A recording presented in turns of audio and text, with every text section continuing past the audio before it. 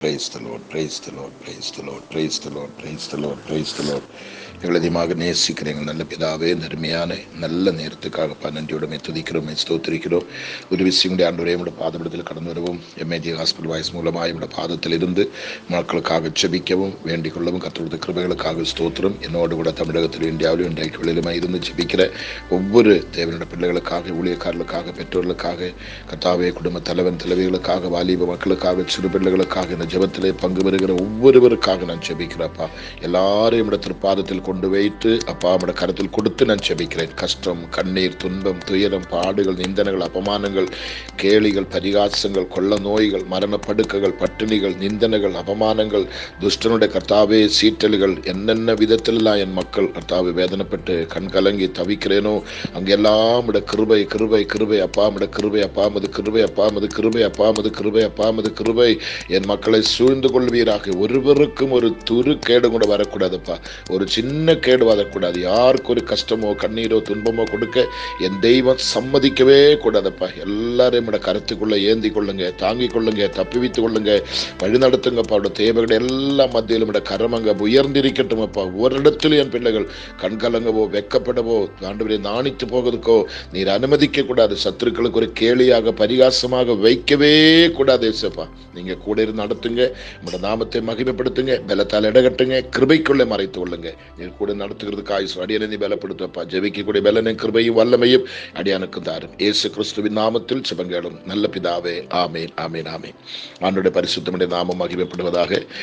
MAG hospital voice மூலமாக இன்னைக்கு ஜெபத்திரிக்கிற அனைவரையும் கிறிஸ்து இயேசு நாமத்தை நான் வாழ்த்துறேன், வரவேற்கிறேன். கர்த்தர் நிச்சயம் உங்களை ஆசீர்வதிப்பார். இன்றைக்கு நம்முடைய ஜெபம் ஆரம்பித்து 1162 நாளுக்குள்ள நம்ம பிரவேசித்திருக்கிறோம். இதுவரைக்கும் நடத்தி வந்தார், இனிமேல் நடத்துவார். இன்றைக்கு நம்ம தானியேலின் புஸ்தகம் 6ஆம் அதிகாரம் அதனுடைய 11, 12 வசனத்தை நம்ம பார்க்க போறோம். கர்த்தருக்கு ஸ்தோத்திரம். நீங்க நல்லா இது கவனிக்கணும். அந்த ஒவ்வொரு வார்த்தைகளையும் எப்படி நீங்க கவனிக்கணும். இதில் உள்ள இருக்கிற மர்மம் முழங்கால் ஜெபந்தான். முழங்காலினால் சாதிக்க முடியாத ஒன்றும் இல்லை. அதான் நமக்கு மிக மிக முக்கியமான சப்ஜெக்ட். அதுபடி இதை கேட்க கேட்க உங்களோட முழங்காலுகள் பலப்படணும். உங்கள் ஜெபத்தினுடைய நேரங்களை நீங்க கொஞ்சம் அதிகரிக்கணும். ஜெபத்தினுடைய அந்த ஸ்டைலு கொஞ்சம் மாற்றணும். கர்த்தர் அங்கீகரிக்கிற ஒரு பரிசுத்தமான ஒரு ஜெபம் உங்களோட வாழ்க்கையில் வேணும். கடமைக்கான ஒரு ஜெபம், பேருக்கான ஜெபம், உப்பும் ஜெபம் இல்லாத ஜெபம் எல்லாம் பண்ணக்கூடாது. கர்த்தர் அங்கீகரிக்கணும், பரலோகம் அங்கீகரிக்கிற ஒரு மகிமையான ஜெபம் இந்த நாட்களில், இந்த தியானித்து கொண்டிருக்கிற நாட்கள் உங்களோட வாழ்க்கையில வரணும். தானியேலுக்குள்ள இருந்த விசேஷித்த ஆவி உங்களுக்குள்ள வரணும். ஓகே, இங்க 11ஆம் வசனம் சொல்லுகிறது, அப்பொழுது அந்த மனுஷர் கூட்டம் கூடி தானியேல் தன் தேவனுக்கு முன்பாக ஜெபம் பண்ணி விண்ணப்பம் செய்கிறதே கண்டார்கள். வேற ஒரு குற்றம் கண்டுபிடிக்க முடியல. என்ன குற்றம்? தானியேல் ஜெபிக்கிறாங்க, 3 வேளையும் விண்ணப்பம் பண்றாங்க. இது ஒரு குற்றமா? அவன் தான் ஆராதிக்கிற தெய்வத்துக்கு முன்பாக அவனவனுக்கு அவனவனோட தெய்வங்களை ஆராதிக்கக்கூடிய எல்லா விதமான ஆமீன் ஆமீன் அதிகாரங்களும் இருக்குது, சட்டங்களும் இருக்குது, ஒழுங்கு இருக்குது, எல்லாமே இருக்குது. யாரு ஒருத்தனையும் ஒன்றும் பண்ண முடியாது. நம்ம ஃப்ரீடமா சுவாதந்திரமா வாழ்ந்து கொண்டிருக்கோம். அவனவனோட தெய்வத்தை அவனவனை வழிபடலாம்.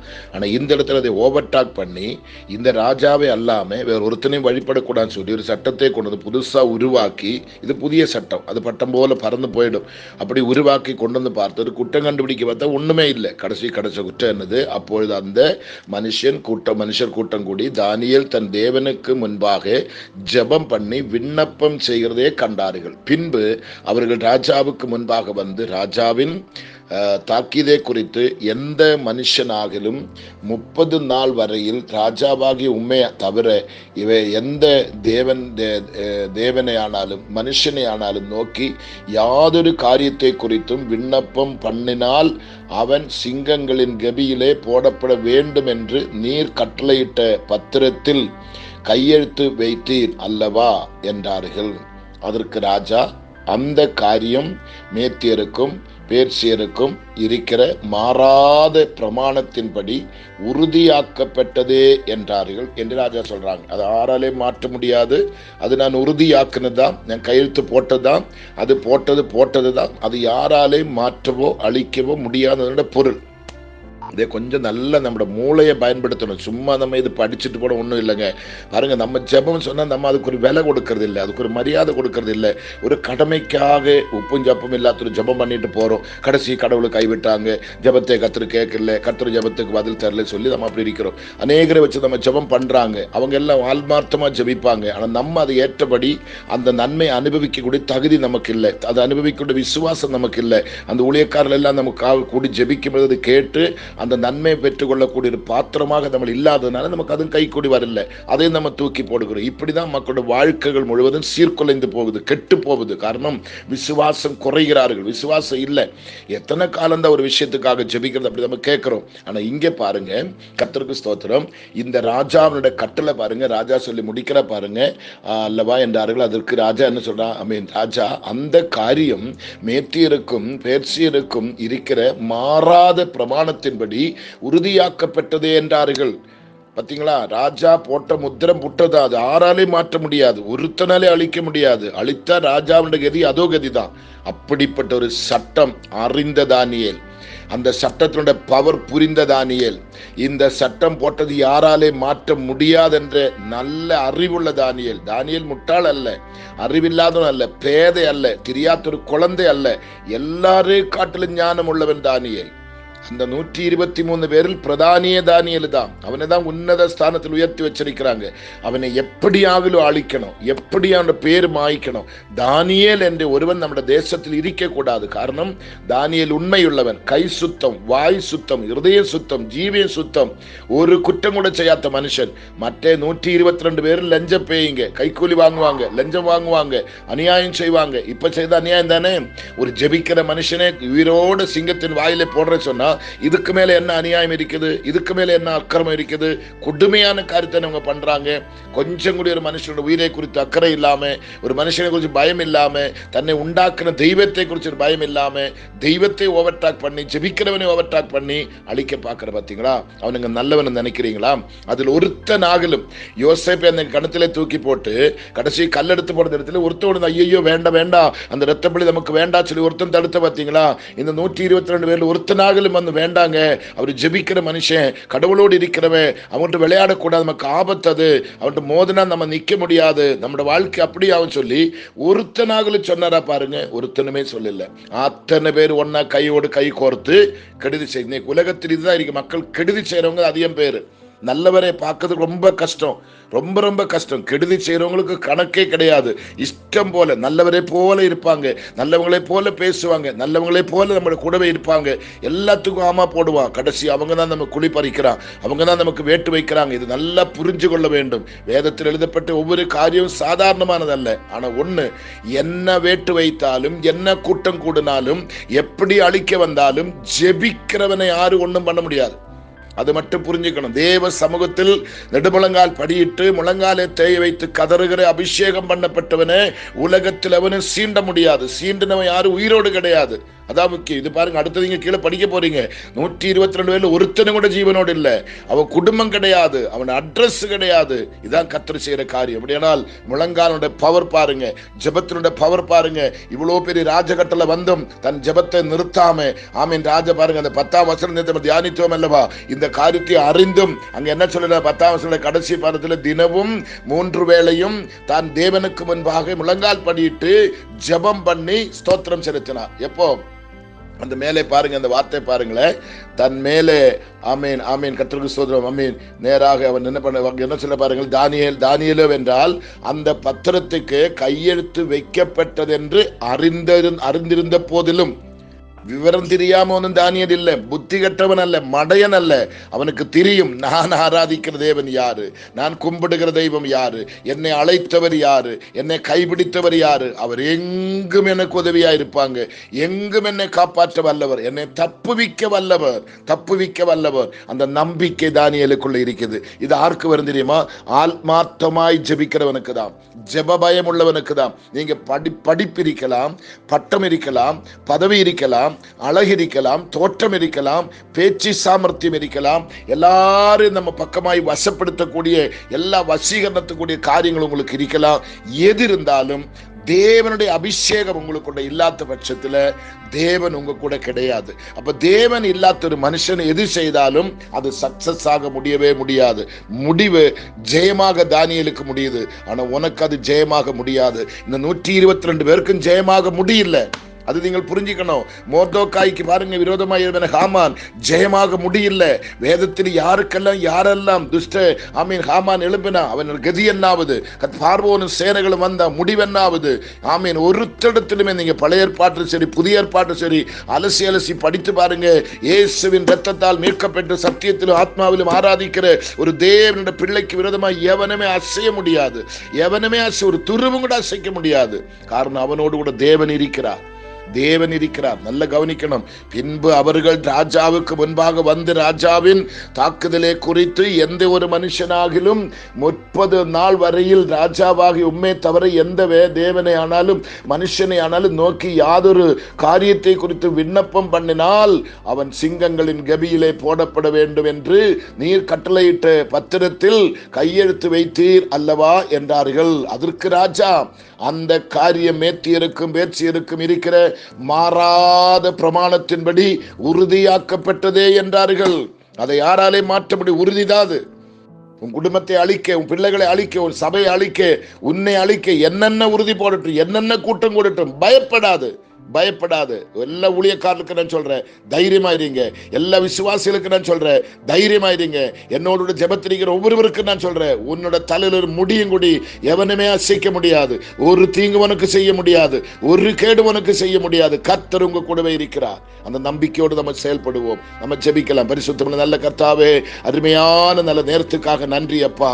இந்த அற்ப நேரம் நாங்களோட பாதத்தில் இருந்து இந்த வார்த்தைகளை தியானிக்கவும், அதே தானியேலுக்குள்ள இருந்த அந்த விசேஷித்த அபிஷேகம் எங்களுக்குள்ளே கொண்டு வர, தானியேலை போல அந்த வைராக்கியம், தானியேலை போன்ற அந்த தாகம், தானியேலை போன்ற அந்த உண்மை, தானியேலை போன்ற ஜீவியம், தானியேலை போன்ற ஜெபம், அந்த வைராக்கியம் இந்த நாட்கள் எங்களுக்கு தாங்கப்பா. நாங்களும் முழங்கால் படியிட்டு உண்மையாகவே ஆத்மார்த்தமாகவே முழு மனதுடன் அப்பாவை தொழுது கொண்டு எங்கள் எதிரிகளை தகர்க்க, சத்துருவை தகர்க்க, இயேசுவின் நாமத்தை நாங்கள் ஜெயமெடுக்க கர்த்தர் எங்களுக்கு கிருபை தரும்படியாக ஜெபிக்கிறோம். மக்களே, நீங்க உண்மையா ஜெபம் பண்ணுங்க, பரிசுத்தமா உண்மையா ஜெபம் பண்ணுங்க. ஒரு பேருக்கோ கடமைக்கோ ஏதோ ஒரு மூலையில உட்கார்ந்துட்டு நீ அப்படி பண்ண ஒரு நன்மை உனக்கு வராது. நீங்க நினைக்கலாம், எங்களுக்கு என்ன குறை பாஸ்டர், எங்களுக்கு எல்லாமே இருக்குது பாஸ்டர். நான் சொல்லுகிறேன், இருக்கிறதெல்லாம் மாய. இன்னைக்கு நீ பார்க்கிற வெள்ளத்தின் குமிழ், இன்னைக்கு நீ பார்க்கிற நாளைக்கு அது இல்லை. அது ஒரு நிழல், அது ஒரு பனிக்கட்டி, அது ஒரு குமிழ். இப்ப நீ பார்க்கிற நாளைக்கு அது இல்லை. ஆனா கர்த்தருடைய சமூகத்தில் ஜெபிக்கிற உனக்கும் அப்படி அல்ல. ஜபத்திலே பலப்படு, அபிஷேகத்தில் பலப்படு, வல்லமையிலே பலப்பட்டு பலன் பெற்று கால் ஊன்றி எழும்புங்க, கிருபை பெற்று எழும்புங்க. கிருபை பெற்றவனே, கிருபை பெற்றவளே தான் கர்த்தர் கூப்பிடுறாங்க. அப்படினால அப்பா, நம்முடைய கிருபை எனக்கு நாட்கள் வேணும். முழங்கால நிற்கக்கூடிய கிருபை எனக்கு வேணும். முழங்கால கதறக்கூடிய ஜெபிக்கக்கூடிய கிருபை எனக்கு வேணும். திறப்பின் வாசல் நின்று அழிந்து போகிற இடது கைக்கும் வலது கைக்கும் வித்தியாசம் அறியாத ஆண்டவரே, லட்சம் மக்கள் அழிந்து போகிறாங்கப்பா. அவங்களுக்காக கதற குமர புலம்பு எனக்கு கிருபைதாரும். என் குடும்பங்கள், என் சொந்தங்கள், பெந்தங்கள், கூட பிறந்தவங்கள், பெற்றவர்கள், கர்த்தாவே ஸ்தோத்திரம். அண்ணன், தம்பிங்க, அக்காங்க, பெரியப்பா, சித்தப்பா, சொந்த பந்தங்கள் எவ்வளவு இருக்கிறாங்க. உன்னை பெத்த தாய் எங்க, உன்னை பெத்த தந்தை எங்க, உன் கூட பிறந்தவங்கள் எல்லாம் எங்க? ஒருத்தனாகலும் கிறிஸ்துவுக்குள்ள நீ கொண்டு வர நீ தகுதி உள்ளவளா இருக்கிறாயா? அப்புறம் எதுக்கு நம்ம தெய்வத்தை ஆராதிக்க வேண்டும்? நீ கர்த்தராகிய இயேசு கிறிஸ்து விசுவாசி. அப்ப நீ உன் வீட்டார் அனைவரும் ரட்சிக்கப்படுவதில் பிரமாணம் எங்க? நீ அதுக்கேற்ற மாதிரி இல்லை, அதுக்கேற்ற மாதிரி ஜீவியம் இல்லை, அதுக்கேற்ற ஜெபம் இல்லை. ஒரு கடமைக்கு அது செல்லாது. தானியேலின் ஜெபம் கடமைக்குள்ள ஜெபம் அல்ல, ஆத்மார்த்தமாയിട്ടുள்ள ஜெபம். அதான் சொல்ற பாருங்க. அப்பொழுது அந்த மனுஷர் கூட்டம் கூடி தானியேல் தன் தேவனுக்கு முன்பாக ஜெபம் பண்ணி விண்ணப்பம் செய்கிறதை கண்டார்கள். அதை அவங்க காணக்கூடாத கண்டார்கள். அவன் பயப்படல. பாடுறா, நீ என்ன உன்னால பண்ண முடியும் பண்ணு. கையை காலை கட்டிக்கோ, தூக்கிக்கோ, உன்னால என்ன பண்ண முடியுமே பண்ணுடா. நான் முட்டி போட்டப்பல தேவ தூதர்கள் எல்லாம் இறங்கி இருக்கிறாங்கடா. சிங்கத்தின் வாயில கட்டி இருக்கிறாங்கடா. எனக்கு ஒரு சேதம் வராதடா. சிங்கத்தின் மத்தியில் கர்த்தர் என்னை தப்பி வைக்க வல்லவரடா என்ற தைரியத்துடன் தாவீது நிற்க காரணம் என்ன? அபிஷேகம் அவனுக்குள்ள இருந்தது. விசேஷித்த அபிஷேகம் அவனுக்குள்ள இருந்தது. விசேஷித்த வல்லமை இருந்தது. ஆனபடி மக்களை, இந்த கடைசி கால காலத்தில் நம்முடைய பட்டமோ பதவியோ பணமோ நமக்கு நண்பர்களோ நிறைய கூட்டத்தை நம்ம சேர்க்கலாம். நம்ம பக்கமாய் வசம் பேசி எவ்வளவு பேரை வேணுமா நம்ம பக்கமே நம்ம கொண்டு வரலாம். ஒண்ணுமே யூஸ் இல்லை, ஒண்ணுமே யூஸ், நிலைக்காது, நிக்காது, அது ஜெயிக்காது. அபிஷேகம் இல்லாம, ஆவியோட லீடிங் இல்லாம, ஆவியோட நடத்தல் இல்லாம நீங்க என்ன செய்தாலும் அது தோல்வி மேல தோல்விதான், அடி மேல அடிதான், வேதனை மேல வேதனை தான். அதுதான் இந்த வேத புத்தகம் நம்ம கற்றுக் கொடுத்து கொண்டே வருகிறது. இந்த 6ஆம் அதிகாரத்தை அதுதான் நமக்கு விளக்குகிறது. ஆனபடி ஜெபிக்கிறவனை எவனும் சீண்ட முடியாது, ஜெபிக்கிறவனை எவனும் ஒன்னும் செய்ய முடியாது. அவனுக்கு விரோதமாய் உலகம் முழுவதும் எழும்பட்டுமே, ஒன்னும் பண்ண முடியாது. ஜெபமே அவன் வாழ்க்கைக்கு ஜெயமாயிருக்கும். ஜெபிக்கிறவன் தோற்று போன சரித்திரம் இல்லை. தானியேலோட கர்த்தர் இருந்தார். ராஜா அங்க கடைசியா சொல்ற பாருங்க, அந்த காரியம் மேத்தியருக்கும் பேர்சியருக்கும் இருக்கிற மாறாத பிரமாணத்தின்படி உறுதியாக்கப்பட்டதே என்றார்கள். கர்த்தருக்கு ஸ்தோத்திரம். அப்ப அவங்களை பார்த்து நீங்க கொண்டு போட்டுருங்க, உங்க பிளான் எல்லாம் பண்ணுங்க, இதை மாற்ற முடியாது. தானியேலை தூக்கி செங்க குபேல் போடுங்க. அதான் அர்த்தம். அதை நம்ம நாளைக்கு பார்க்க போறோம். கர்த்தருக்கு ஸ்தோத்திரம். எங்க கொண்டு தீக்குள்ள போடுறியா, சிங்கத்துள்ள போடுறியா, கடல்ல போடுறியா, கடல்ல போடுறியா, எங்க போட்டாலும். யோராவை தூக்கி எங்க போட்ட? கடல்ல. தப்பி வச்சாரா? சாந்திராக் மேஷை தூக்கி எங்க போட்டாங்க? தீயில. தப்பு வச்சாரா? இஸ்ரவேல் ஜனங்களை எங்க இறக்கிட்டு போனா? செங்கடல்ல. தப்பு வைத்தாரா? கர்த்தர் நம்மளை தப்புவிக்க வல்லவராயிருக்கிறார். அவர் நம்மளை விடுவிக்க வல்லவராயிருக்கிறார். விசுவாசத்தோட போர் முனையில உறுதியாக நிற்கிற விசுவாசிகளுக்கு, ஊழியக்காரருக்கு நான் சொல்றேன், உங்களுக்கு தோல்வி கிடையாது. நீங்க தோற்று போக மாட்டீங்க.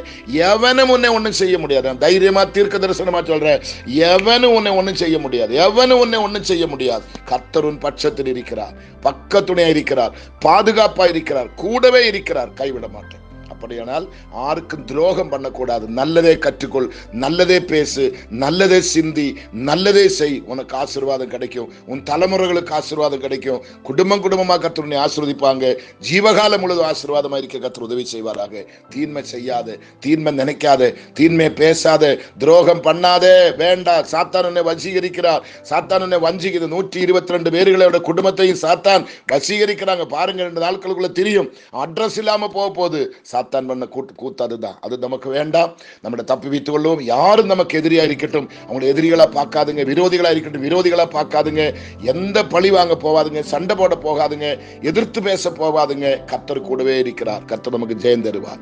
தானியேலின் காரியம் ஜெயமாய் முடிந்தது போல நம்முடைய காரியம் ஜெயமா முடிய போகுது. ஆமென். கர்த்தாவே, இந்த ஜெபம் நீ கேட்டதுக்காக நன்றி. அற்புதகரமான ஒரு ஆலோசனைகள் தந்ததுக்காக ஸ்தோத்திரம். ஒரு தைரியமும் பலனும் தந்ததுக்காக ஸ்தோத்திரம். நிமித்தம் உண்டாகிற சகல துதி கன மகிமை உமக்கு ஒருவருக்கே நான் செலுத்துகிறோம். இயேசு கிறிஸ்துவின் நாமத்தில் பிதாவே. ஆமென், ஆமென், ஆமென். நம்புங்க, ஜெயமிடுங்க. கர்த்தர் உங்களை ஆசீர்வதிப்பார். Okay, thank you.